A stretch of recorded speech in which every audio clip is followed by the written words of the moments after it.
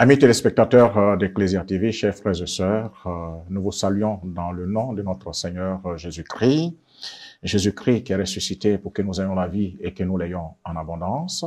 Nous voulons donc encore une fois sur ce plateau vous souhaiter bonne marche vers la Pentecôte. Nous sommes encore une fois sur ce plateau dans le cadre de l'Église en marche. L'Église en marche qui reçoit pour vous sur ce plateau le diocèse de Grand-Bassam dans le cadre de la vie des diocèses. Et aujourd'hui, avec le diocèse de Grand-Bassam, nous parlerons avec le Père Adingra Désiré. Père Adingra Désiré qui est le directeur diocésain des œuvres pontificales missionnaires. Il est aussi secrétaire de la curie diocésaine de Grand-Bassam. Il est aussi secrétaire exécutif des œuvres catholiques dans ce même diocèse. Bonjour mon Père. Bonjour mon Père. Voilà, bienvenue sur ce plateau. Merci Père. Voilà, avec vous, nous avons le Père Bartiono Herman. Oui, Père. Bartiono Herman qui est le directeur adjoint des œuvres pontificales missionnaires du dit diocèse, c'est-à-dire de Grand-Bassam. Il est aussi vicaire à la paroisse Saint-Louis-Orion de Aboisseau-Comoé. Voilà. Le Père a tenu à ce qu'on dise Aboisseau-Comoé parce que c'est différent de Aboisseau que nous connaissons. Voilà. Alors, bienvenue sur ce plateau. Merci. Voilà. Et nous avons, comme nous le disions tantôt, avec vous, nous parlerons du diocèse de Grand-Bassam. Comme première question, le diocèse de Grand-Bassam, c'est quoi exactement? En tout cas, on voudrait vous dire merci pour l'opportunité que vous nous donnez de partager la vie du diocèse de Grand-Bassam à nos téléspectateurs. Donc, le diocèse de Grand-Bassam, c'est la porte de la foi. C'est la porte de la foi. Et ce diocèse-là fait partie des 15 diocèses en Côte d'Ivoire. Un diocèse qui a été créé le 8 juin 1982 suite à un projet de scission de l'archidiocèse d'Abidjan qui est devenu un peu trop grand. Et donc ce diocèse couvre une superficie de 8534 km².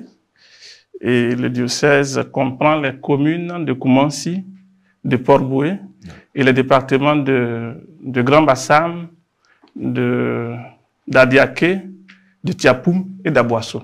Aujourd'hui, le diocèse compte 63 paroisses, une quasi-paroisse et une chapelle autonome. Bon, depuis sa création, 3 évêques se sont succédés. Le premier évêque du diocèse fut Monseigneur Joseph Adam Akishi, qui a gouverné le diocèse de 1982 à 1993, où il est décédé. Et après lui, c'est Monseigneur Paul Dakouri, notre évêque émérite, qui a gouverné le diocèse de 1994 à 2010. Oui. Donc l'actuel évêque, c'est Monseigneur Mon Awa, qui est là depuis 2010. Et le diocèse continue sa marche. Le diocèse continue sa marche. Vous avez étudié tout à l'heure une expression pour définir votre diocèse. Vous avez dit que c'est le diocèse qui s'appelle la porte de la foi.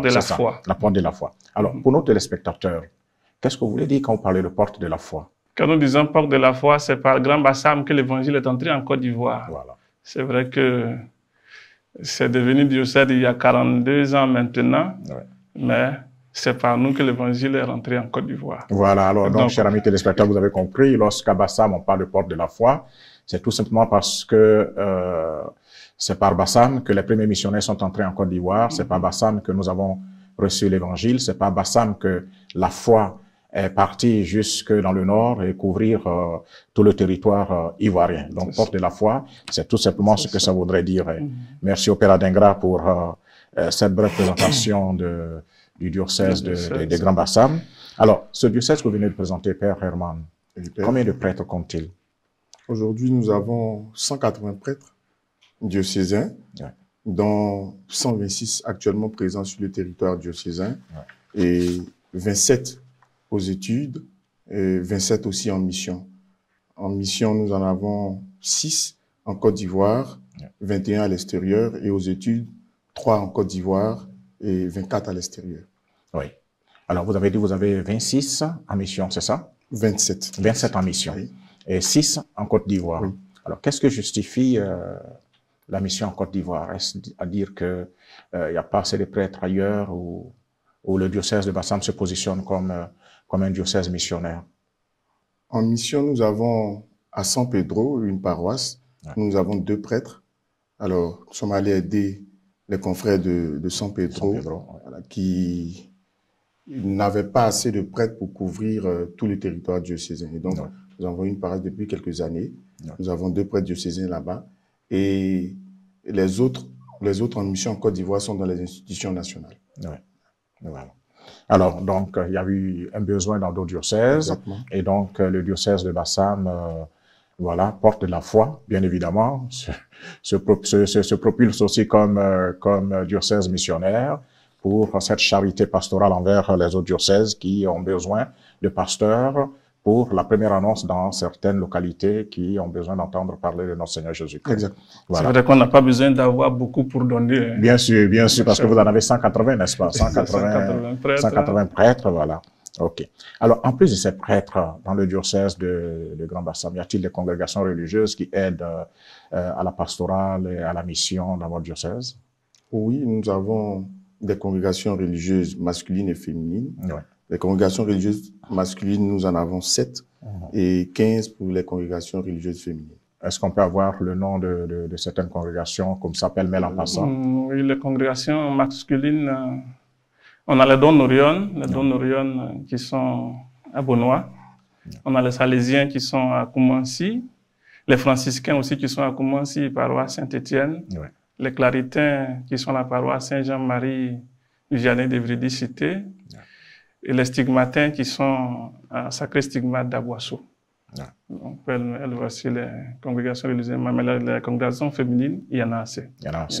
Et toutes ces congrégations travaillent en bonne intelligence avec l'évêque, suivant le plan pastoral de l'évêque, chaque année? Oui. Puisqu'il y a un regroupement de tous les religieux, l'association des religieux du diocèse qui travaille de concert avec l'évêque, avec son conseil. Et puis voilà, dans les paroisses, ils aident les pères qui sont là à assurer la catéchèse, la pastorale tout court, comme on peut dire. Voilà. Alors, toute cette entité de prêtres, de congrégations religieuses, et je dirais de religieux, religieuses, alors, comment toute cette réalité dans votre diocèse passe d'une pastorale ordinaire, c'est-à-dire catéchèse, animation des groupes, célébration eucharistique, groupe de prière.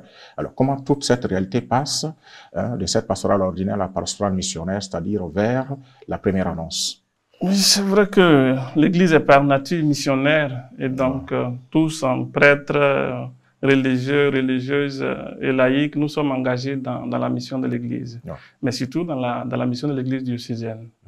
Parce que c'est chacun avec son génie propre qui aide l'action missionnaire dans le diocèse. Bien sûr. Donc, chacun travaille avec son charisme propre, avec son génie propre, pour que vraiment la vision de l'évêque puisse être réalisée dans la vie diocésaine. Voilà. Alors, vous l'avez si bien dit, hein, vous dites, le Père Adingra disait tout à l'heure, Père Herman, que l'Église est par nature missionnaire. Effectivement, en 2019, avec le mois extraordinaire missionnaire, le pape nous avait donné le thème « Baptiser et envoyer ». Est-ce qu'au niveau des Grands Bassam, les chrétiens aujourd'hui, je dirais les baptisés aujourd'hui ont compris qu'ils sont, que le baptême n'est pas une finalité, mais qu'ils sont baptisés pour être envoyés, pour être des missionnaires? Oui, on pourrait le dire, même si ce n'est pas encore à 100%, on pourrait le dire ainsi, parce que les laïcs nous aident beaucoup dans l'annonce de l'évangile, surtout dans l'enseignement de la catéchèse, l'animation des mouvements d'action catholique, et même souvent pour la pastorale dans les chapelles, voilà, les prêtres qui sont en milieu rural, qui ont beaucoup de chapelles, souvent, même les chrétiens, les fidèles laïcs les aident dans la pastorale, dans toutes ces chapelles. Voilà. Et puis, depuis quelques années, pour compléter ce que le Père Désiré vient de dire, Monseigneur a voulu que les prêtres soient plus proches des fidèles. Et donc, il encourage la création de chapelles, voilà, pour que on puisse demain peut-être créer une quasi-paroisse ou une paroisse où il y aura la présence continue d'un prêtre, d'un ou deux prêtres selon la disponibilité, pour que les chrétiens soient toujours plus proches de leur pasteur et les pasteurs aussi toujours plus proches de leurs fidèles. Alors, vous parlez de création de nouvelles chapelles, c'est-à-dire que à Grand Bassam, il y a encore des zones où la première annonce n'a pas été faite. Oui, on peut dire qu'il y a des zones, puisque le diocèse est aussi vaste, hein, le diocèse est vaste, 8354 km². Et donc, il y a encore des zones, où il faut aller encore explorer. Il faut aller encore explorer, annoncer l'évangile. Mais c'est avec les catéchistes, avec les prêtres, avec chacun qu'on essaie de faire cela. Alors, avec les catéchistes, avec les prêtres, qu'il faut pouvoir aller vers ces nouvelles réalités pour la première annonce. Alors, quelles sont les réalités qui, dans votre diocèse, font en sorte que la mission soit vive dans le cœur des uns et des autres, c'est-à-dire cet éveil de conscience missionnaire dans le cœur des baptisés? C'est vrai que chaque diocèse a ses réalités et l'annonce aussi tient compte de la réalité. Ouais. C'est vrai, à Bassam, on a une réalité urbaine avec les secteurs de Koumansi, de Port-Boué et de Jean-Folie. Ouais. Donc, on a au total 7 secteurs aujourd'hui. Donc, 3 secteurs sont urbaines. Et puis, 2 secteurs semi-urbains aussi. Ouais. Le secteur de Bassam, le secteur de Bonois. Et puis 2 autres secteurs ruraux, le secteur d'Aboissou, le secteur de Mafiré. Mais tout ça, il faut tenir compte de la réalité, pour pouvoir faire l'annonce, pour pouvoir faire l'action missionnaire. Yeah. Bon, c'est vrai qu'il y a, comme on a dit que Bassam est la porte de la foi, c'est vrai que les missionnaires sont entrés par là, et donc les gens ont encore en mémoire ces missionnaires qui sont passés là et qui ont travaillé et qui ont donné la foi. Et cette foi-là continue aujourd'hui. Et donc, les gens continuent de vivre encore cela en mémoire. Et donc, pour que cela continue toujours de vivre, Monseigneur, avec la préparation des 125 ans de l'évangélisation de la Côte d'Ivoire, il y a eu des circuits qui ont été créés, des circuits de pèlerinage, pour que vraiment les gens puissent faire des pèlerinages dans ces lieux, pour revivre, pour passer dans les pas des premiers missionnaires. Ouais. Et donc, on a au moins 4 circuits de pèlerinage qui sont créés. Et donc, aujourd'hui, au niveau de la catéchèse, les catéchumènes font les pèlerinages. Ceux de première année vont dans tel circuit, deuxième année dans tel circuit, troisième année dans tel circuit, quatrième année dans tel circuit. Ça permet vraiment aux catéchumènes de connaître vraiment l'histoire de l'Église, mais l'histoire du diocèse, avant vraiment d'être initiés au sacrement. Ah oui. Alors, vous parliez tout à l'heure de la réalité qui est particulière à votre diocèse. Alors, est-ce que cette particularité réside dans cette réalité, je dirais, de groupe ethnique qui compose votre diocèse, et je dirais groupe culturel, en fait? Pas forcément. C'est vrai que le diocèse, on a les Agnis, on a les Nzima, on a les Abourés, on a un peu même les Gois, parce qu'on a la paroisse Saint-Jean-Baptiste de Motobé. Puis bon, il y a d'autres peuples qui sont venus vivre avec nous, qui sont avec nous. Mais on tient compte de tout ça dans l'action missionnaire. Parce que chaque peuple aussi doit faire valoir sa culture. Cette année, avec le Festi Éclat, on a vu que c'était le peuple Nzima qui était en l'honneur avec les SMA qui sont venus évangéliser la Côte d'Ivoire, en commençant par Bassam. L'année prochaine, on sera avec les Abourés et peut-être avec les Donorion. Donc, un peu, culture, religion, culture, on essaie d'allier les deux. Et tout cela pour une belle inculturation. Ah oui, d'accord. Alors, mon père, nous allons maintenant parler d'une réalité dans votre diocèse. Tout à l'heure, vous l'aviez évoqué de manière succincte. Ceux qui aident réellement à prolonger le message évangélique et qui aident effectivement à découvrir de nouveaux lieux à explorer, c'est-à-dire les catéchistes, ce qu'on appelle ordinairement les auxiliaires des prêtres. Alors, les catéchistes dans votre diocèse, quelle place occupent-ils? Alors, comme vous venez de le dire, ils assument le rôle de prolongement dans ce que nous avons, nous prêtres, comme mission d'enseigner. Voilà, c'est le prolongement du travail du prêtre. Mais la conférence l'a rappelé déjà, les premiers catéchistes, ce sont les prêtres. Et donc, ils viennent nous aider dans l'enseignement de la catéchèse. Parce que sans eux, nous ne pouvons pas enseigner tout le monde.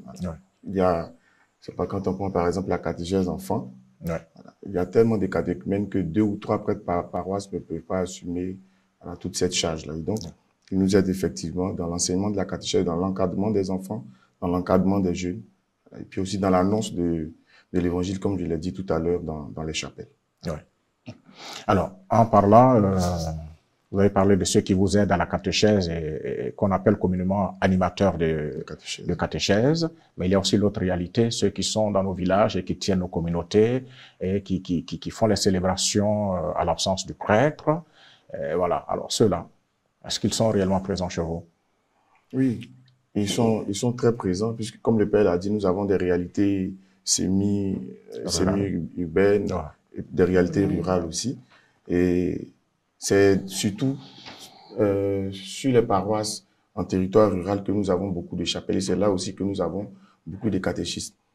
Je prends l'exemple, le dimanche, voilà, s'il y a 2 pères sur une paroisse, ils peuvent peut-être assurer deux messes chacun ou 3 messes chacun. Mais par exemple, là où moi je suis, nous avons 12 chapelles. Avec la paroisse, ça fait 13. Nous sommes 2 prêtres.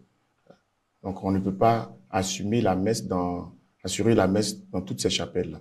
Donc, quand on est absent dans 1, 2 ou 3 chapelles, ce sont les catéchistes qui assurent la célébration de la parole en l'absence du prêtre. Mais tout cela, nous assurons un rôle de coordination et de formation auprès d'eux pour ne pas que on enseigne autre chose que la doctrine de l'Église. Donc, les prêtres, le diocèse même s'en charge déjà avec la commission pour la liturgie et les chants sacrés, assure la formation au niveau diocésain, mais sur chaque paroisse aussi, les prêtres eux-mêmes assurent la formation de ces catéchistes-là. Et là où c'est possible, alors on pourvoit souvent à leurs besoins.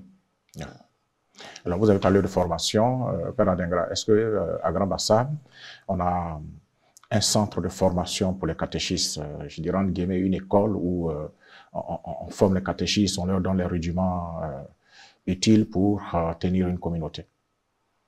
C'est vrai qu'on a la formation théologique de laïque au Centre Mathuré, où on sollicite des prêtres des séminaires et des prêtres même qui sont sur des paroisses pour venir donner des cours à ces laïcs.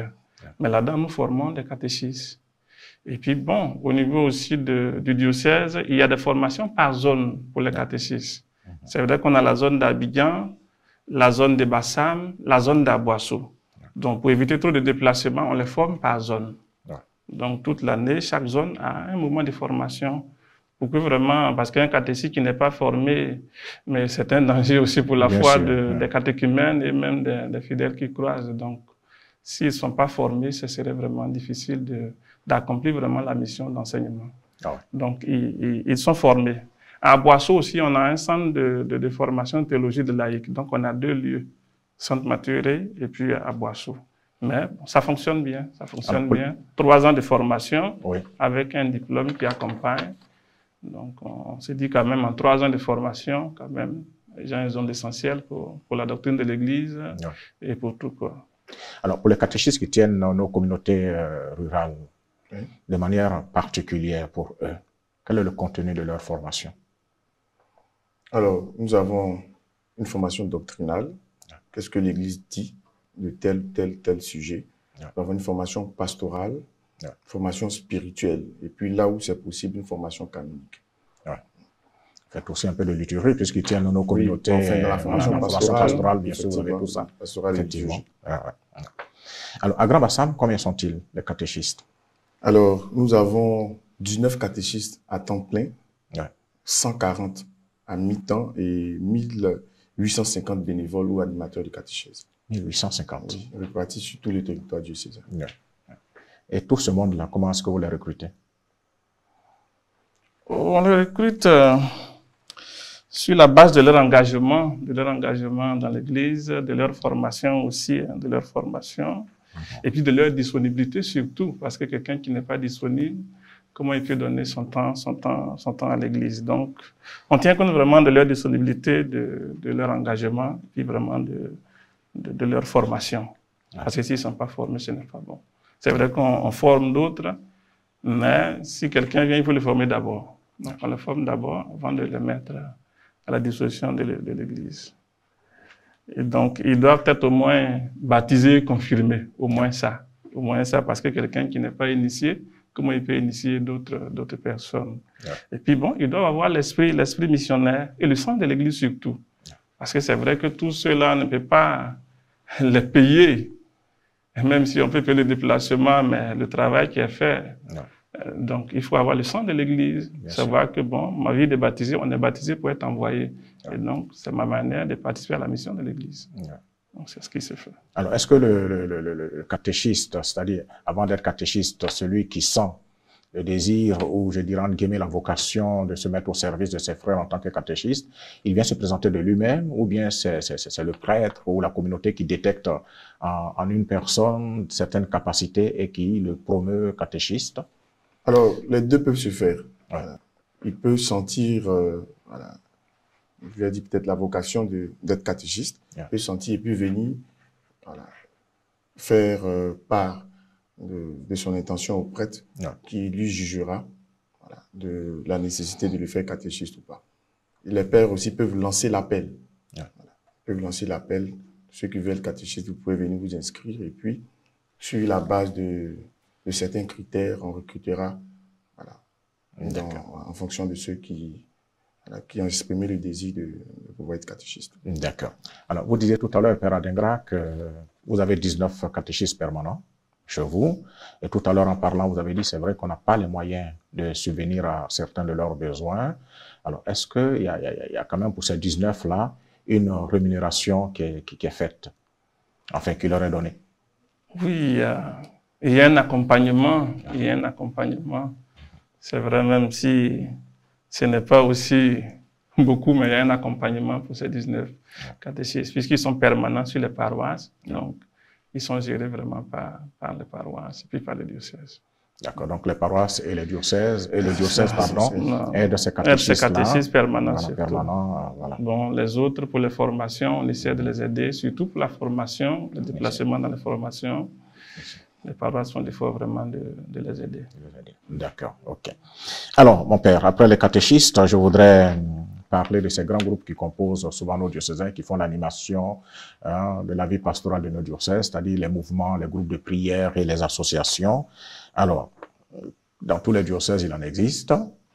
Je serais peut-être insensé de vous poser la question, mais quand même, je le fais. Est-ce que ces réalités se retrouvent à Grand Bassam? Bien évidemment, vous allez me dire oui. Alors, vous allez me parler un peu de ces groupes-là et me dire comment est-ce qu'ils fonctionnent chez vous. Vous avez dit tout à l'heure, hein, chaque diocèse a ses réalités. C'est ça. Et donc, en fonction de vos réalités, voilà, dites-nous un peu, ces groupes, associations et mouvements, voilà, comment participent-ils à la vision de votre père évêque, à la vision de votre diocèse?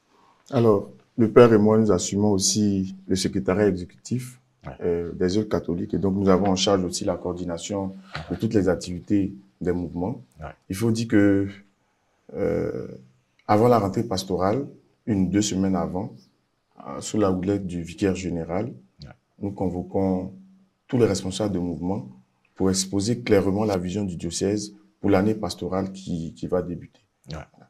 Et je sais que cette année encore, le vicaire général a demandé aux responsables des mouvements d'action catholique de s'étendre plus dans les secteurs d'Aboisseau et de Maféré, là où nous avons encore des zones qui ne sont pas encore trop pénétrées par l'évangile. Donc, la conscience missionnaire est entretenue aussi par les responsables du mouvement, par tous ceux qui composent d'ailleurs les mouvements. Alors, donc, ce sont les grands mouvements que nous avons, la Légion de Marie, le renouveau charismatique, les scouts, les CVAV. C'est ça, c'est vrai qu'à Bassam, on a les grandes entités. Enfants, jeunes et adultes. Donc, c'est comme ça vraiment qu'on mène la pastorale. L'enfance missionnaire est gérée par 2 aumôniers. Au niveau des jeunes, il y a un vicaire épiscopal même chargé de la jeunesse, un salésien. On connaît bien les respectifs dans l'encadrement des jeunes. Donc, le diocèse les a toujours sollicités pour nous accompagner vraiment avec les jeunes. Puis bon, les adultes, la pastorale de la famille aussi, est gérée par le vicaire général lui-même. Voilà. Donc, toute la pastorale des adultes est gérée par le vicaire général. C'est vrai, avec des aumôniers pour chaque mouvement. Alors, tous ces grands groupes, en fait, je dirais, entre guillemets, c'est la communauté des laïcs dans votre diocèse. Alors, donc, en dehors de ces mouvements et de ces associations, des groupes de prière, les laïcs, quelle place occupent-ils dans votre diocèse? C'est vrai, on va dire il y a l'animation de ces mouvements et autres, mais est-ce que les laïcs sont réellement présents avec la conscience qu'ils sont eux aussi responsables de l'église particulière qui est la vôtre? Alors nous avons, il y a 1 an maintenant, mis en place le bureau du conseil diocésain du laïcat à la Grand Bassam. Et donc, ils assurent d'abord la coordination entre tous les mouvements d'action catholique. Ils gèrent l'activité des laïcs sur le diocèse. Et les laïcs aussi sont impliqués dans la vie du diocèse. Nous avons par exemple le directeur de la radio Espoir qui est un laïc. C'est le seul exemple que je peux donner pour le père Adingra. un autre laïc? Bon, dans la structure, il y a des laïcs qui nous accompagnent, qui sont à la chancellerie. On a une secrétaire, un peu partout de laïcs en tout cas. Au niveau même du secrétariat, on a une laïque consacrée qui est aussi au secrétariat. Donc, au secrétariat de la curie. De la curie. Et puis, au niveau de l'économie aussi, le contrôleur financier, c'est un laïc. Ouais. C'est un laïc. Ouais. Donc, le laïc nous accompagne bien. Parce qu'on connaît, c'est vrai qu'on est prêtre, mais on ne connaît pas tout. Bien sûr. Donc, on sollicite l'expertise de chacun vraiment pour la vie du diocèse. C'est vrai qu'on ne connaît pas tout, mais c'est aussi dans l'esprit de la synodalité. Voilà, c'est l'esprit de la synodalité aussi, oui, c'est ça. Marchons ensemble, donc on marche ensemble, mais on marche aussi avec nos compétences. Donc, bien sûr. On doit aider la vie de l'Église. Alors, dans ce grand groupe des laïcs, tout à l'heure vous en parliez, nous avons un démembrement, jeunes, enfants et adultes. Alors, les enfants, quelle place occupent-ils? Alors, les enfants sont encadrés par 2 aumôniers diocésains avec tout un groupe de sœurs conseillères. Ouais. Et puis, un responsable de l'enfance missionnaire sur chaque paroisse, un enfant, et puis des parents qui les accompagnent. Voilà. Chaque année, nous les réunissons en pèlerinage. Cette année, nous avoisinions le nombre de 14 000 enfants, le pèlerinage diocésain. 14 000 enfants. 14 000 enfants, oui. Nous sommes réunis au sanctuaire Notre-Dame de la Garde de Beaunois autour de notre évêque Monseigneur Raymond Awa. Oui. Voilà. Nous avons aussi d'autres activités telles que la journée missionnaire. Nous avons la semaine de l'enfance missionnaire. Ouais. Et puis, certains secteurs qui organisent des activités aussi en vacances pour regrouper les enfants, leur apprendre la parole de Dieu, que les enfants communient ensemble. D'autres secteurs qui visitent aussi, d'autres paroisses qui visitent d'autres paroisses. Et en ce qui concerne les jeunes, nous avons, comme le Père l'a dit tout à l'heure, un vicaire épiscopal, un salésien de Don Bosco qui est chargé de la pastorale des jeunes sur le diocèse. Ouais. Nous venons de finir le pèlerinage jeune. Nous avons eu près de 5000 jeunes là, autour de l'évêque. Le pèlerinage s'est tenu sur 3 jours, du vendredi 19 au dimanche 21. Ouais. Et comme aussi l'organisation de l'enfance missionnaire, nous avons un responsable du comité jeune sur toutes les paroisses, et puis une coordination diocésaine de tous ces comités jeunes. Ils aussi ont des activités, en plus du pèlerinage qu'ils mènent chaque année. Vous avez aussi une coordination diocésaine des enfants, ce que j'ai constaté dans votre diocèse. Et ces enfants, ils sont répartis dans diverses réalités pastorales. En tout cas, cette année. CVAV, scouts, servants de messe et autres. Et puis aussi, on les prend dans tous les secteurs du diocèse. Nous en avons 7 dans tous les secteurs. On va prendre quelqu'un au secteur de Koumassi, on va prendre un autre aussi au secteur de Mafé. Ouais.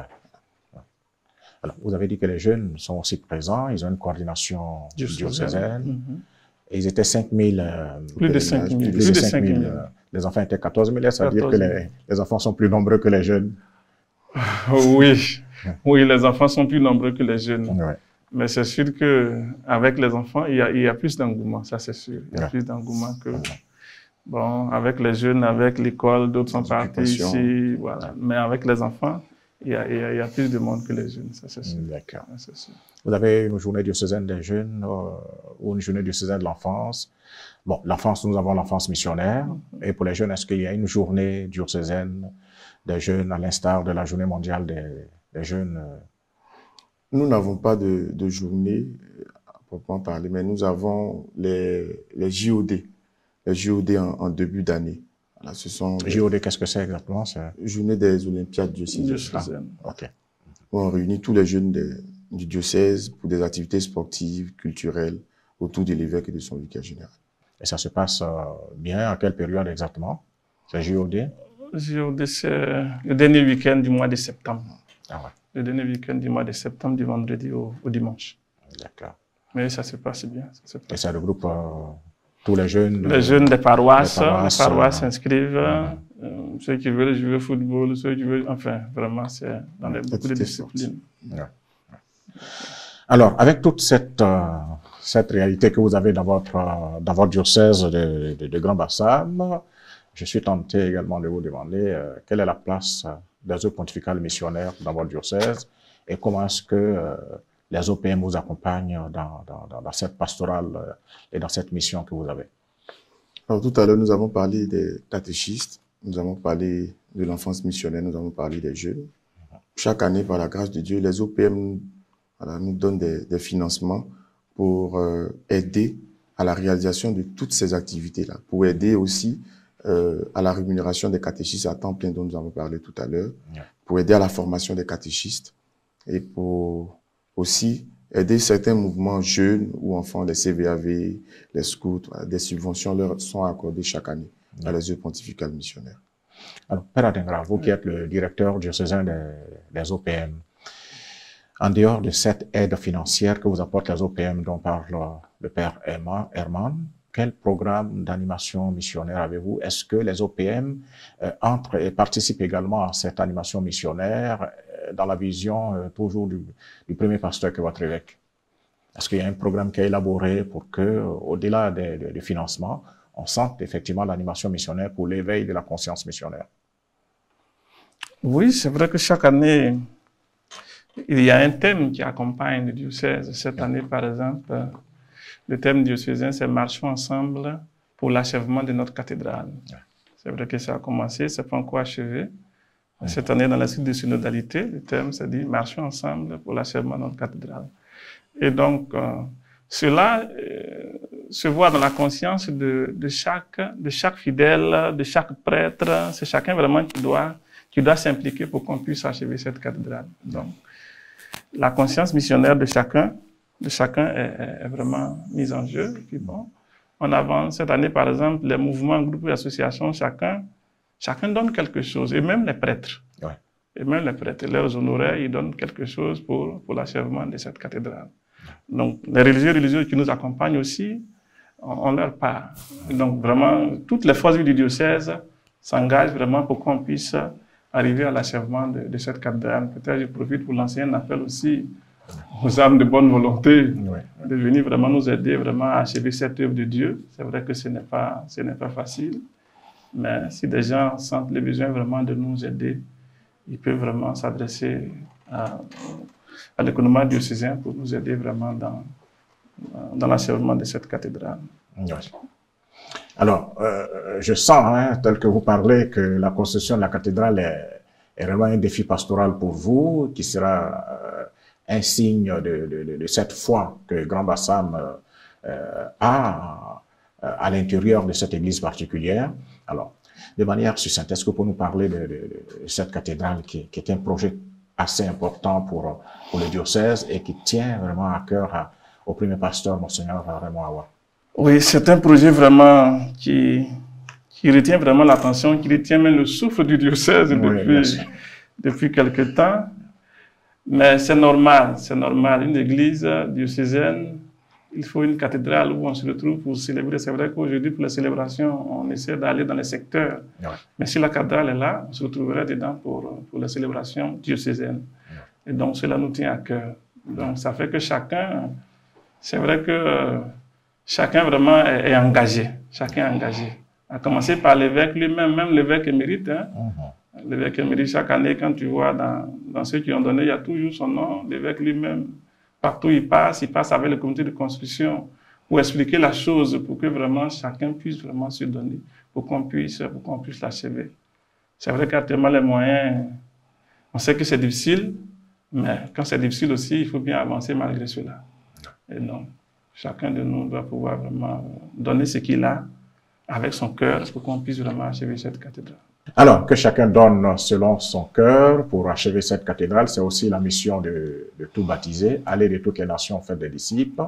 C'est l'engagement que nous avons pris lorsque le Christ nous a envoyés en mission. Nous avons répondu oui à cet envoi, et donc donner également de son temps, de son argent, de son intelligence pour la construction d'un édifice religieux, c'est participer bien évidemment à cette mission. Alors donc, chrétiens de Grand Bassam, voilà, vous entendez chaque jour l'appel de votre évêque, de vos prêtres, de vos curés, et cet appel est renouvelé encore une fois sur ce plateau par le Père Adingra et le Père Herman. Alors vous qui nous écoutez et qui nous regardez, voilà, il faut continuer à être des généreux donateurs pour que cette cathédrale soit véritablement l'expression de votre foi dans ce beau diocèse. Et nous, quand on passe, qu'on voit cette cathédrale, on est vraiment impressionné et on se dit, ici, les gens ont la foi parce que cet édifice est véritablement le signe de leur foi. Alors, cet appel vous est lancé et nous attendons que cette cathédrale finisse pour que tous ensemble, nous puissions célébrer la gloire de Dieu. Alors, mon père, tout à l'heure, vous parlez il faut des moyens financiers, hein, d'abord pour la construction de la cathédrale, mais pas seulement pour la construction de la cathédrale, mais pour la pastorale du diocèse et pour la mission également qui vous est confiée. Alors, quels sont les moyens que le diocèse de Grand Bassam a? Notre évêque nous a toujours dit qu'il ne faut pas avoir peur des chiffres. Ouais. Et donc, c'est vrai qu'au-delà des chiffres, aujourd'hui, c'est vrai quand on dit la cathédrale, ce qui reste pour tenir la cathédrale, voici quand on dit ça, les gens disent, oui, mais en quelle année ça va finir? Ouais. Mais si chacun donne vraiment avec le cœur, on peut y arriver. Ouais. On peut y arriver. Et c'est vrai c'est ce projet qui détient l'attention, qui demande vraiment assez de moyens. Mais il y a encore d'autres projets aussi autour aussi qui demandent des moyens. Aujourd'hui, le centre d'accueil Jean-Paul Ier a un bâtiment qui avance bien, qui doit être achevé parce que ça doit répondre désormais aux normes des centres d'accueil. Et donc, il faut évoluer. Donc, il y a un bâtiment R+2 qui est en construction, pratiquement achevé, qui a besoin aussi de moyens. Et puis, bon, le petit séminaire aussi, la capacité était devenue petite et donc il fallait augmenter. Donc, il a construit un bâtiment R+2 aussi là-bas. Donc, aujourd'hui, on a le second cycle. On a plus de 300 internes qui sont là-bas. C'est vrai que tout ça, c'est des moyens. C'est des moyens. Mais la cathédrale retient notre attention. Mais ça aussi, c'est à côté. Et puis, les projets des paroisses aussi. Il faut aussi tenir. Donc, ensemble, on fait tout ça. Alors, pour vous qui nous suivez, le père parle du centre Jean-Paul Ier, c'est le centre qui est situé à Kodjobo. Voilà. Et puis le petit séminaire, il est situé à Boisseau. Pas à Boisseau-Komoé, mais à Boisseau.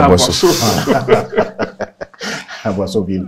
D'accord, mon père, vous disiez tout à l'heure, hein, il faut que les gens donnent.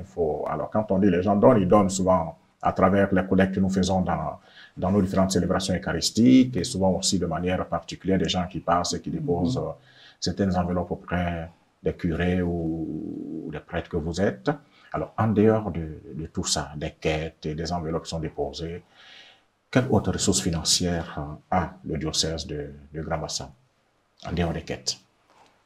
C'est vrai qu'en dehors des quêtes, le diocèse a quelques plantations, qui essaient de donner quelque chose aussi.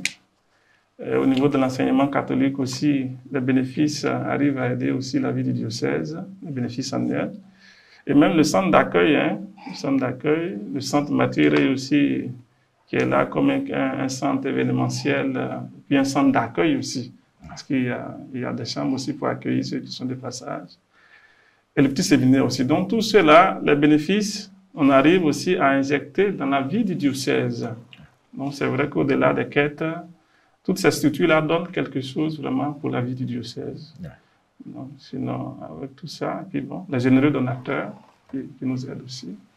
Donc, avec tout ça, on arrive vraiment à tenir pour gérer vraiment les finances du diocèse. Alors, vous avez dit quelque chose qui retient mon attention et qui, souvent, on n'y pense pas, mais qui est aussi assez importante dans la vie de tout être humain ou de toute association. Vous avez parlé de la réalité des écoles catholiques. Les écoles catholiques forment, bien évidemment, mais elles permettent aussi d'avoir un peu de sous pour faire vivre le diocèse. Alors, sur ce point-là, quel appel pouvez-vous lancer à ceux qui hésitent encore à envoyer leurs enfants dans les écoles catholiques? Je dirais en faisant le lien de la formation, mais aussi des moyens qu'on donne au diocèse ou à son église pour sa pastorale et pour sa vie. Alors, cela n'est plus à démontrer. Nous savons que l'enseignement catholique est de qualité dans notre pays, en Côte d'Ivoire, ici. Et donc, envoyer son enfant... La première école ivoirienne a été... Dans le diocèse de Grand Bassam. Oui. Alors, envoyer son enfant dans une école catholique, c'est lui assurer une formation de qualité, mais c'est aussi permettre à son église de pouvoir subvenir à ses besoins. Et en plus il faut ajouter aussi, comme source de revenus, depuis quelques années avec Monseigneur Raymond Awa, qui est un écrivain. Voilà, il met à la disposition du diocèse les revenus de la vente de ses livres. Voilà. met à la disposition du diocèse les revenus de la vente de ses livres aussi. Donc, c'est une source aussi de financement pour le diocèse. Voilà. Nous invitons tout le monde aussi, tous les chrétiens de Côte d'Ivoire, à se procurer les livres de Monseigneur Raymond, voilà, qui est un très bon écrivain. Voilà. Alors, un très bon écrivain. Oui. Le dernier roman qui est sorti, le titre c'est Noble. Noble. Noble, et il est vendu à 10 000. Un roman très riche qui retrace une histoire du séminaire d'Anyama. Monseigneur est en train de vendre cela actuellement pour aider surtout au projet du bâtiment de Kodjoboué. Et donc actuellement on est en train de vendre ça sur les paroisses. Pour ceux qui veulent vraiment soutenir ce projet-là, peuvent en prendre et vendre ça chez eux. Voilà, donc, chers frères et sœurs, voilà, en dehors des quêtes, en dehors des enveloppes que vous déposez, le diocèse également fait parler son esprit de créativité, d'imagination, afin de se donner les moyens pour l'exécution de ce mandat missionnaire que le Christ nous a donné, aller de toutes les nations faire des disciples. Et donc, voilà, il faut participer, il faut encourager son évêque, il faut encourager son église, et il faut également aider son église à avoir tous ces moyens, et surtout, voilà, comme on le disait tout à l'heure, en choisissant d'inscrire vos enfants dans ces écoles catholiques dans votre diocèse, en choisissant, par exemple, d'acheter les livres de Monseigneur. Effectivement. Voilà, ce sont des ressources additionnelles qui rentrent et qui permettent, par exemple, de continuer la mission et pourquoi pas d'achever également aussi la cathédrale. Voilà. Alors, mon père, nous allons revenir sur un sujet. Tout à l'heure, vous parliez en début d'émission, vous avez parlé de 180 prêtres dans votre diocèse. Oui. Et voilà, je reviens là-dessus parce que je voudrais qu'on parle de la pastorale des vocations. Vous avez parlé tout à l'heure du petit séminaire d'Aboisseau. Alors, est-ce que ce petit séminaire est, je dirais, le phare de toute l'animation vocationnelle qui est faite dans votre diocèse? Et si oui, comment se fait cette pastorale des vocations? Alors, nous avons un vicaire épiscopal qui est chargé de la pastorale des vocations, qui travaille avec un comité de prêtres, de religieux, religieuses, de laïcs aussi, pour l'animation de la pastorale des vocations au niveau du diocèse. C'est vrai que le petit séminaire nous fournit des séminaristes pour le grand séminaire, mais aussi sur les paroisses. Chaque année, l'appel est lancé pour le dépôt des dossiers, voilà, pour tous ces jeunes-là qui aimeraient entrer au séminaire ou bien qui aspirent à la vie religieuse. Donc tout cela est organisé par cette coordination diocésaine des vocations. Et aussi on sait qu'aujourd'hui, on ne peut pas faire de formation de prêtres, de religieux, de religieuses sans moyens financiers. Et donc, cette coordination des vocations-là, en accord avec l'évêque et l'économat diocésain, a depuis quelques années lancé une collecte pour la formation des séminaristes et pour la santé des prêtres. Et donc, avec cette collecte et puis les dons de nos généreux donateurs, nous arrivons à assurer la formation de nos grands séminaristes et aussi des religieux, religieuses, des prêtres aussi même qui sont à l'étranger, aller aux études à l'étranger. Et nous avons cette année, je pense, un total de 77 grands séminaristes. 77 grands séminaristes répartis dans les différents séminaires de conférences, et propédétiques, effectivement. D'accord, ok. On en a aussi à l'UCAO. Alors, vous avez parlé de 300 pensionnaires au petit séminaire, c'est ça? Oui. Alors, ces 300 pensionnaires, plus de 300, sont-ils tous destinés vers le sacerdoce ou... Non. C'est-à-dire, c'est vrai, parmi les internes, il y en a qui sont internes, voilà. Mais il y en a qui sont séminaristes. D'accord. Et puis, il y en a qui sont au milieu, qui regardent les séminaristes vivre, et peut-être en les regardant vivre, ils peuvent aussi... Ça peut toucher. Oui, parce qu'en internat, il y a un régime pour les séminaristes, il y a un régime pour les internes. Donc, il y a des internes aussi qui sont regardants. Donc, qui regardent un peu les séminaristes, puis qui un jour peuvent dire, mais je ressens la chose, et puis ils rejoignent les séminaristes.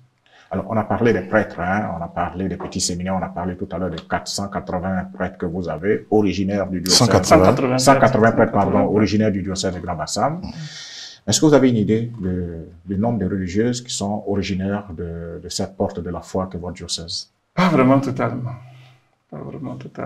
C'est vrai qu'on a beaucoup de religieux issus du diocèse même, mais qui sont dans d'autres congrégations.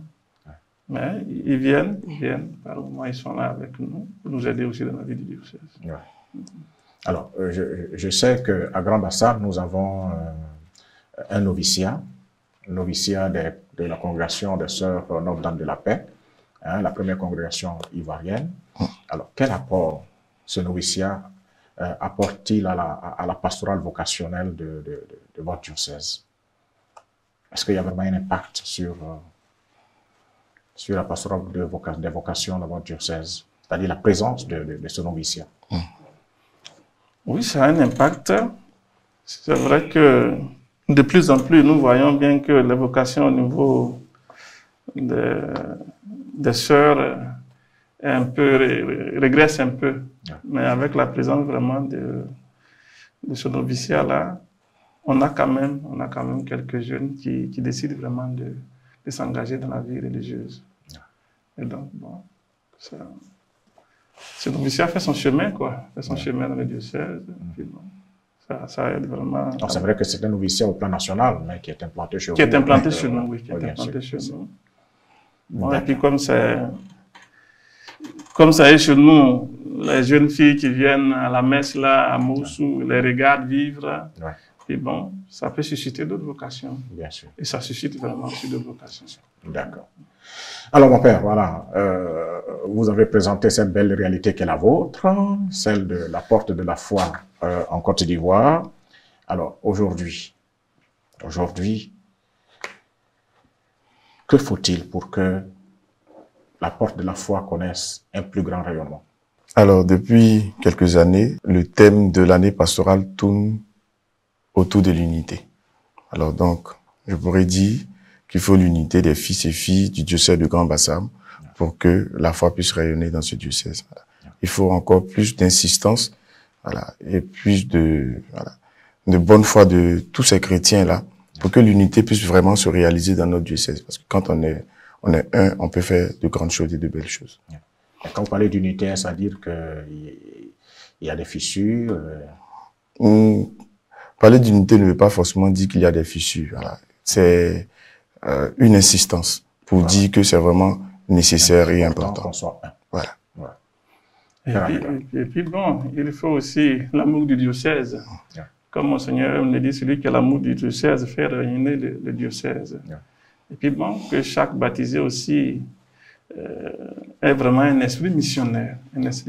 Parce que si on a un esprit missionnaire, on peut faire avancer le diocèse, on peut faire rayonner le diocèse par son action. Alors voilà, avoir l'amour du diocèse pour que cet esprit missionnaire soit plus ancré en nous, pour faire avancer notre diocèse. Voilà, mes pères. Nous sommes au terme de cette émission. Nos 52 minutes sont passées sans qu'on ne se rende compte. Mais avant bien de vous laisser partir, je vous demanderai votre mot de fin. Le mot de fin, c'est pour dire merci à tous les acteurs de la mission dans notre diocèse, en commençant par notre évêque, celui qui est le premier missionnaire, le premier pasteur de ce diocèse. Un diocèse qui a une âme missionnaire surtout, parce que on voit bien, malgré le peu de prêtres qu'on a, mais on en donne à d'autres, parce qu'on a vraiment l'esprit missionnaire. Je dis aussi merci aux OPM qui nous accompagnent dans cette mission. Merci vraiment à aussi Ecclesia TV qui nous a donné l'occasion de partager la réalité missionnaire de notre diocèse ce matin. Et merci à vous aussi, Père directeur national des OPM en Côte d'Ivoire, pour cet entretien, pour votre soutien aussi à l'égard de notre diocèse. En tout cas, que le Seigneur vraiment ressuscité nous garde, nous protège et nous accompagne dans nos différentes missions. Merci, mon Père. Alors, Père Herman. Bon. Alors, je pense que le mot de fin, le Père Adenga l'a déjà dit. Nous disons merci à tous les acteurs de la mission dans le diocèse de Grand Bassam, mais aussi en Côte d'Ivoire. Et donc, à notre Père évêque, à toute la conférence épiscopale. Nous disons merci aux téléspectateurs de Ecclesia TV. Nous disons merci à tous les collaborateurs, tous ceux qui nous permettent de pouvoir maintenir vive la flamme de la mission dans le diocèse de Grand Bassam. Voilà, merci donc au Père Adengra Désiré. Je rappelle que le Père Adengra Désiré est le directeur diocésain des œuvres pontificales missionnaires à Grand Bassam. Il est également secrétaire général de la Curie. Il est aussi secrétaire exécutif des œuvres catholiques de ce diocèse. Il était accompagné par le père Herman Bationo, qui est son adjoint, au niveau des OPM, mais aussi au niveau du secrétaire exécutif des œuvres catholiques. Et le père Herman est vicaire à la paroisse Saint-Louis-Orion de Aboisseau-Comoué. Voilà, Aboisseau-Comoué. Voilà, donc merci à vous deux et vous transmettrez nos remerciements à votre père évêque qui a permis que vous soyez là. Nous le soutenons, nous soutenons tout le diocèse dans tous les défis qui sont les vôtres au niveau pastoral, au niveau missionnaire. Et nous vous disons, voilà, tous nos encouragements pour que, voilà, les choses puissent aller de l'avant et que vous gardiez cette flamme, cette porte toujours ouverte pour que le vent de la mer qui nous a apporté, voilà, la foi puisse encore se déployer et atteindre toutes les zones qui attendent encore qu'on parle du Christ. Voilà, mes téléspectateurs, voilà, c'est là que nous nous arrêtons pour cette émission avec le diocèse de Grand-Bassam. Le mois prochain, nous serons avec le diocèse de Katiola. Nous vous disons merci. Merci pour votre écoute, pour votre présence devant la télévision, pour votre soutien à Ecclesia TV. N'oubliez pas, la Pentecôte, c'est dans quelques jours. Nous avons le Fonds national catholique. Il faut que chacun des chrétiens que nous sommes puisse nous rappeler que notre engagement, c'est aussi construire notre Église, c'est aussi soutenir notre Église. Bonne fête à tous. Que Dieu vous bénisse.